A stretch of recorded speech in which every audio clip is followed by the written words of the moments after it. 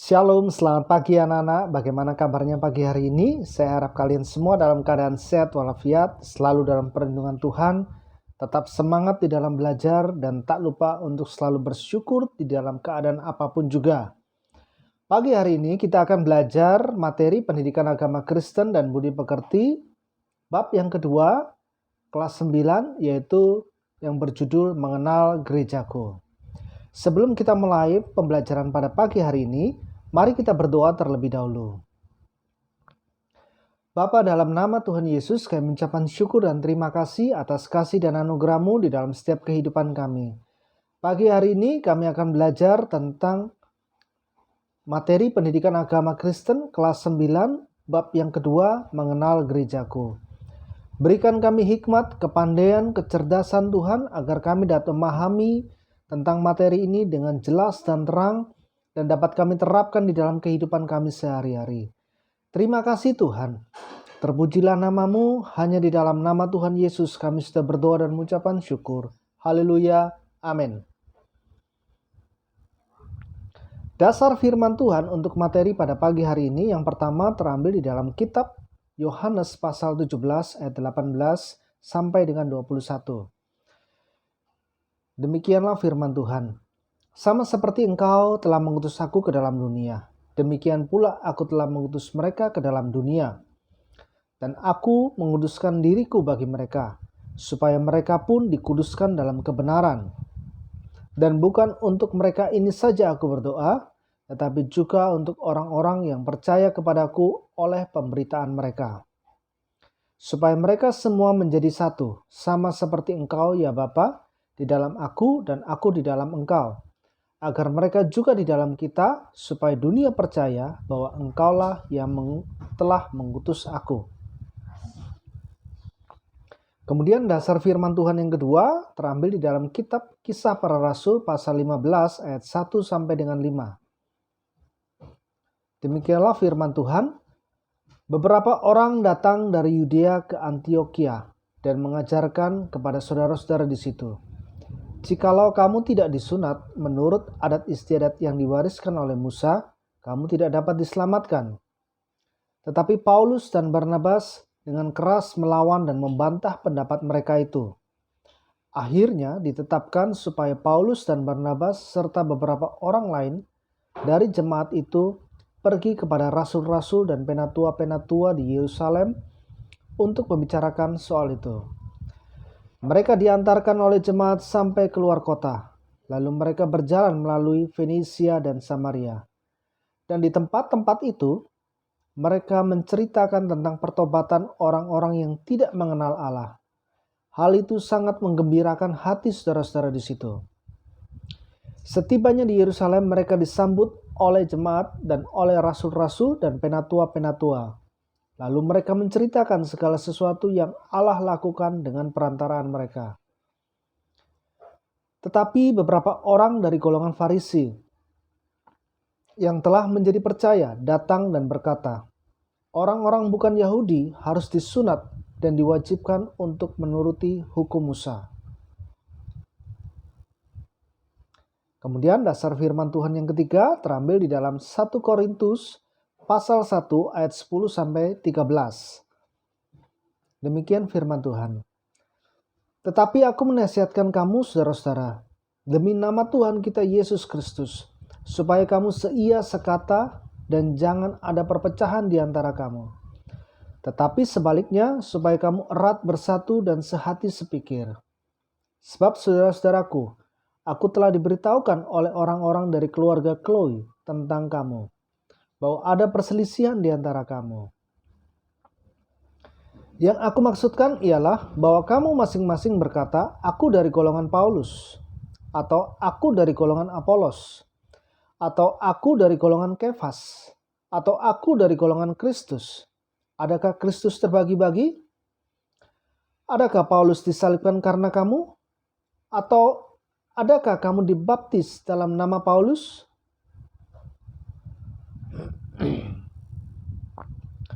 Dasar firman Tuhan yang keempat terambil di dalam 1 Korintus pasal 12 ayat 9 sampai 27. Yang di sini di dalam slide ini saya tuliskan ayat 9 sampai dengan 13. Kepada yang seorang, roh yang sama memberikan iman, dan kepada yang lain ia memberikan karunia untuk menyembuhkan. Kepada yang seorang, roh memberikan kuasa untuk mengadakan mujizat, dan kepada yang lain ia memberikan karunia untuk bernubuat. Dan kepada yang lain lagi ia memberikan karunia untuk membedakan bermacam-macam roh. Kepada yang seorang ia memberikan karunia untuk berkata-kata dengan bahasa roh. Dan kepada yang lain ia memberikan karunia untuk menafsirkan bahasa roh itu. Tetapi semuanya ini dikerjakan oleh roh yang satu dan yang sama, yang memberikan karunia kepada tiap-tiap orang secara khusus, seperti yang dikehendakinya. Karena sama seperti tubuh itu satu, dan anggota-anggotanya banyak, dan segala anggota itu sekalipun banyak merupakan satu tubuh. Demikian pula Kristus. Sebab dalam satu roh kita sama. Sebab dalam satu roh kita semua, baik orang Yahudi maupun orang Yunani, baik budak maupun orang merdeka, telah dibaptis menjadi satu. Kemudian dasar firman Tuhan yang kelima terambil di dalam kitab Yeremia pasal 29 ayat 4 sampai dengan 7. Beginilah firman Tuhan semesta alam, Allah Israel, kepada semua orang buangan yang diangkut ke dalam pembuangan dari Yerusalem ke Babel. Dirikanlah rumah untuk kamu diami, buatlah kebun untuk kamu nikmati hasilnya. Ambillah istri untuk memperanakkan anak laki-laki dan perempuan. Ambilkanlah istri bagimu, bagi anakmu laki-laki, dan carikanlah suami bagi anakmu perempuan, supaya mereka melahirkan anak laki-laki dan perempuan, agar di sana kamu bertambah banyak dan jangan berkurang. Usahakanlah kesejahteraan kota kemana kamu aku buang, dan berdoalah untuk kota itu kepada Tuhan, sebab kesejahteraannya adalah kesejahteraanmu. Kita akan masuk di dalam inti dari materinya. Yang pertama adalah gereja yang terpecah-pecah atau perpecahan pertama. Tampaknya sejak awal sekali Tuhan sudah menyadari bahwa murid-muridnya akan terancam perpecahan. Doanya yang di dalam kitab Yohanes pasal 17 ayat 21 menunjukkan bahwa kesatuan murid-murid dan pengikutnya sangat penting. Karena kesatuan itu mencerminkan kesatuan Yesus dengan Bapanya di surga.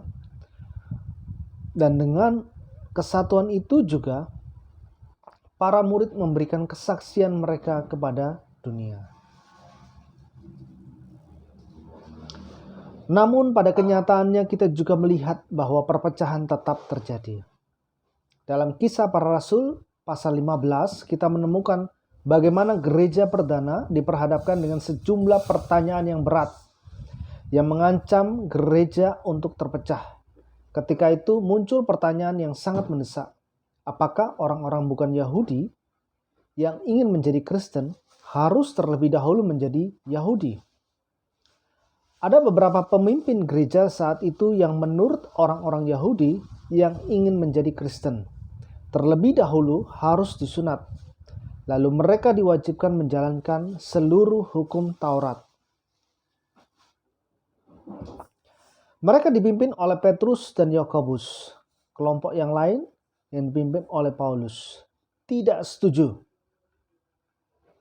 Nah, jadi pada kondisi saat itu, Petrus, Yakobus, dan Paulus tidak setuju akan tuntutan itu. Disunat dan melakukan seluruh kewajiban hukum Taurat. Mereka berpendapat bahwa untuk menjadi Kristen, menjadi pengikut Kristus, orang tidak perlu menjadi Yahudi terlebih dahulu. Mereka dapat langsung datang kepada Kristus dan tidak perlu lagi dibebani dengan aturan-aturan Taurat. Karena itulah pada sekitar tahun 50 Masehi diadakan persidangan di Yerusalem yang dikenal sebagai Konsili Yerusalem atau Konferensi Apostolik. Pada akhir persidangan itu dicapai kesepakatan untuk memberlakukan peraturan minimal untuk orang Kristen, yaitu mereka harus menjauhkan diri dari yang pertama, makanan yang dipersembahkan kepada berhala. Yang kedua, darah. Yang ketiga, daging binatang yang mati dicekik. Dan yang keempat, percabulan. Kisah Para Rasul 15 ayat 29. Keempat peraturan ini sudah dianggap cukup untuk seorang Kristen, sehingga menjadi Kristen tidak berarti menjadi Yahudi terlebih dahulu. Perpecahan berikutnya. Perpecahan yang diselesaikan di konferensi di Yerusalem itu bukanlah yang terakhir. Kita menemukan banyak perpecahan lainnya sesudah itu. Di Korintus terjadi perpecahan gereja ketika orang-orang saling berkelompok berdasarkan rasul-rasul tertentu. Ada yang mengaku sebagai anggota golongan Paulus, Apolos, Kefas atau Petrus, atau bahkan Kristus. Masing-masing menganggap pemimpinnya lebih hebat daripada yang lain. Perpecahan lebih lanjut terjadi pada tahun 1517 ketika Martin Luther memakukan 95 dalilnya di pintu gereja di Wittenberg yang isinya mengkritik praktik-praktik yang dilakukan oleh gereja Katolik saat itu. Seperti penjualan surat-surat pengampunan dosa, pengumpulan relikui orang-orang kudus untuk meningkatkan kesempatan untuk lepas dari api penyucian dan lain-lain. Perpecahan-perpecahan lainnya terjadi terus, terutama ketika terjadi perbedaan pemahaman tentang ajaran ataupun praktik ibadah dan organisasi gereja. Seringkali pula pertikaian antar individu-individu tertentu memecah belah gereja. Hubungan yang rusak menyebabkan satu atau beberapa orang keluar dari gereja itu, lalu mendirikan gereja baru. Gereja di Indonesia. Kekristenan datang ke Indonesia pada waktu yang cukup awal. Beberapa peninggalan sejarah menunjukkan bahwa di Barus, Sumatera Utara pernah hadir kekristenan Nestorian yang berasal dari Suriah. Gereja Nestorian tidak berlangsung lama. Mengapa? Rupanya orang-orang Kristen Nestorian ini terasing dari masyarakat sekitarnya. Mereka hidup dengan tata cara orang-orang Suriah, menggunakan bahasa Suriah yang tidak dipahami oleh masyarakat sekitar. Kekristenan berikutnya datang pada abad ke-16 bersama orang-orang Portugis dan Belanda yang mencari rempah-rempah di Kepulauan Nusantara. Maka terbentuklah kelompok-kelompok Katolik, Roma, dan Protestan, sesuai dengan agama orang-orang Portugis dan Belanda, di berbagai wilayah di Maluku dan belakangan di Nusa Tenggara Timur. Kemudian datang pula bermacam-macam sendling atau misionaris pengabar Injil yang bekerja di berbagai wilayah Indonesia. Dari para sendling ini yang umumnya melahirkan gereja-gereja yang beraliran Calvinis. Dikenal juga dengan nama lainnya yaitu Reformed, Reform atau Presbyterian. Ada juga lembaga-lembaga penginjilan dari Jerman seperti Rheinische Missionsgesellschaft atau RMG yang bekerja di Tanah Batak, Nias, Kepulauan Mentawai, Kalimantan, dan lain-lain, yang melahirkan gereja-gereja Lutheran di Indonesia. Ada Evangelist Mission Work in Southern Dutch, IMS yang melayani di Sulawesi, Bali, Halmahera, dan juga Basel Mission, kini berganti nama menjadi Mission 21, yang bekerja di Kalimantan Tengah, Jawa Barat, Sumatera Selatan, dan lain-lain. Berbagai gereja di Indonesia juga ada yang terbentuk lewat pelayanan di kalangan suku-suku tertentu. Karena itulah terbentuk Gereja Toraja, yang merupakan hasil pekabaran Injil di kalangan suku Toraja. Gereja Kristen Sumba yang berkembang dari pekabaran Injil di antara suku Sumba. Gereja Masehi Injili di Timor, yang merupakan hasil pemberitaan Injil di kalangan suku-suku di Timor. Gereja Batak Karo Protestan, yang dilahirkan dari pemberitaan Injil di masyarakat Karo di Sumatera Utara, dan seterusnya. Di kemudian hari ada pula gereja-gereja yang datang dari Amerika Serikat yang kemudian menyebarkan Injil dan melahirkan Gereja Metodis Indonesia, Christian Missionary Alliance atau CMA, yang aktif di Kalimantan Timur dan Bali, dan lain-lain. Datang pula kelompok Bala Keselamatan, sebuah aliran yang terbentuk di Inggris dan mengembangkan pelayanannya di Jawa, Jakarta, Bandung, Semarang, Surabaya, Jombang, Sulawesi Tengah, Kalimantan Timur, dan lain-lain. Pada abad ke-20 dan berikutnya kita menyaksikan banyak sekali misionaris yang datang ke Indonesia, kebanyakan dari Amerika Serikat, dan membawa berbagai bentuk kekristenan yang lain, seperti gereja-gereja Pentakosta dan karismatik, gereja-gereja Menonit, Advent, Baptis, gereja-gereja Injili, gereja Mormon, gereja Kristus, ahli ilmu pengetahuan, Christian Science, dan lain-lain. Gereja yang terakhir berkembang di Indonesia adalah gereja-gereja ortodok yang berasal dari Timur Tengah, Syria, dan Yunani. Untuk menghindari perpecahan lebih lanjut, gereja-gereja di Indonesia pada tanggal 25 Mei tahun 1950, 22 gereja Protestan di Indonesia berkumpul di Jakarta dan mendirikan Dewan Gereja-Gereja di Indonesia. Sekarang berganti nama menjadi Persekutuan Gereja-Gereja di Indonesia.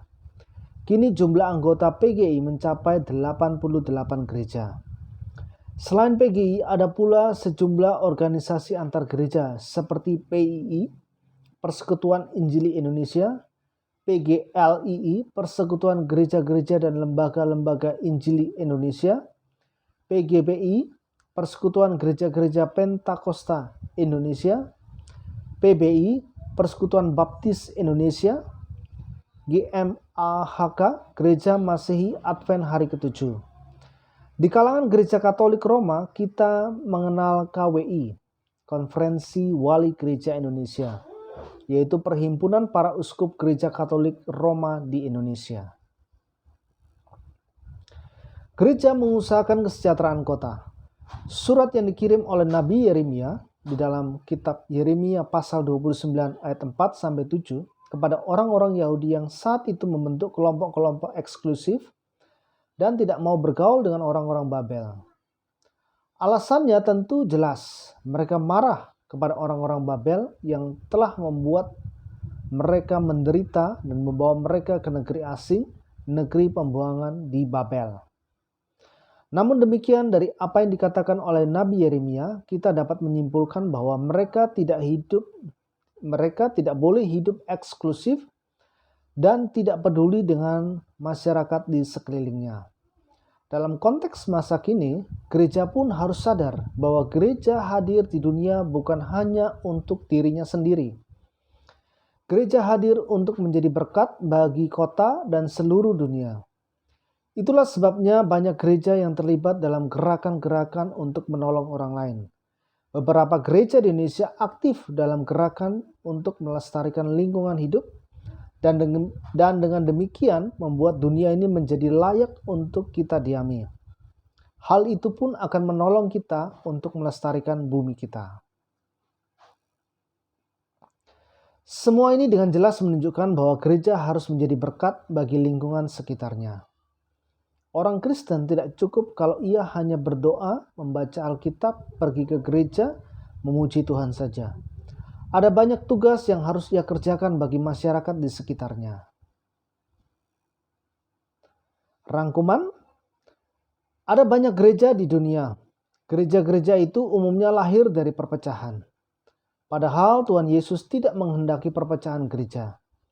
Sebab hal itu justru akan menghambat kesaksian gereja kepada dunia bahwa Tuhan Yesus telah mendamaikan seluruh umat manusia. Karena itu gereja-gereja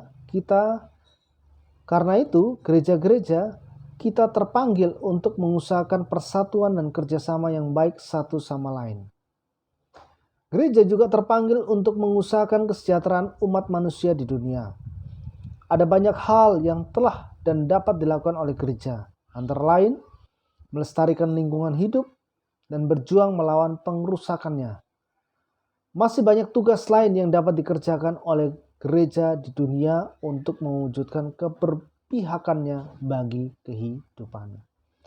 Nah, demikian materi kita pagi hari ini tentang mengenal gerejaku. Biarlah materi ini menjadi pengetahuan yang baik bagi kita sebagai orang percaya, supaya kita ini satu di dalam Kristus. Baik, sebelum kita menutup materi pada pagi hari ini, kita berdoa terlebih dahulu. Bapa, dalam nama Tuhan Yesus, kami mengucapkan syukur dan terima kasih atas kasih dan anugerah-Mu dalam setiap kehidupan kami. Kami boleh mempelajari materi pagi hari ini mengenal gerejaku. Tuhan, Engkau telah menyatakan bahwa kita ini satu di dalam Kristus. Oleh karena itu, walaupun kami dari berbagai-bagai gereja Tuhan, namun kami dalam satu sumber, yaitu Kristus adanya. Oleh karena itu, dengan adanya berbagai gereja, kami saling menghormati, menghargai satu dengan yang lainnya. Kami tidak menonjolkan tentang keberadaan gereja kami, tetapi yang kami tonjolkan adalah Kristus yang ada di dalam kehidupan kami. Karena kami satu di dalam Kristus. Terima kasih Tuhan. Terpujilah nama-Mu. Hanya di dalam nama Tuhan Yesus kami sudah berdoa dan mengucapkan syukur. Haleluya. Amin. Terima kasih anak-anak. Sampai ketemu untuk materi berikutnya. Tuhan Yesus memberkati. Shalom.